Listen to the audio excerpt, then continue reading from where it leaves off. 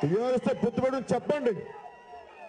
నేను మాయావతి గారితో పొత్తు ఎలా పెట్టుకున్నాము, మాయావతి గారితో పొత్తు ఎలా పెట్టుకున్నాము, సిపిఐతో పొత్తు ఎలా పెట్టుకున్నాము, సిపిఎంతో పొత్తు ఎలా పెట్టుకున్నాము, మీరు కూడా అలాగే టీఆర్ఎస్ తో పొత్తు పెట్టుకున్న అఫీషియల్ గా చెప్పండి. భారతీయ జనతా పార్టీ తోటి అఫీషియల్ గా పొత్తు పెట్టుకోండి. ఈ దొంగ తిరుగులు దేనికి? నేను దానికి ఒప్పుకోండి. నేను నిజాన్ని నిక్కచ్చిగా మాట్లాడేవాడిని, నిర్భయంగా ఉండేవాడిని. జగన్మోహన్ రెడ్డి గారు దొంగ తిరుగులు చేసే వ్యక్తిని కాదు. జగన్మోహన్ రెడ్డి గారు చెప్తా ఉన్నాం, మీ నాన్నగారు ఉన్నప్పుడు ఒక బలమైన సామాజిక మార్పు తీసుకురావడానికి వచ్చాం 2009లో. ఆ రోజు మమ్మల్ని మీరందరూ కలిపి నలిపేశారు.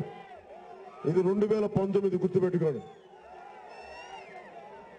నేను యాక్టర్నే కావచ్చు కాక పబ్లిక్ పాలసీని చదువుకున్నవాడిని. ఒకవైపు సినిమాలు చేస్తా ఉంటే వెనక రూమ్ లోకి వచ్చి చదువుకున్నాను పబ్లిక్ పాలసీలు. మీలాగా జైల్లో కూర్చొని నేను వచ్చే ఎన్నికలు ఎలా గెలవాలి, ఎంత దొయ్యాలో నేను ప్లాన్ చేయాలి. గుర్తుపెట్టుకోండి.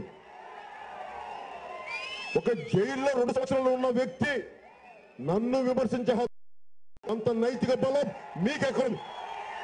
ఏం మాట్లాడతారు మీరు? మీరు మర్యాదగా పద్ధతిగా మాట్లాడితే నేను చాలా పద్ధతిగా మాట్లాడతాను.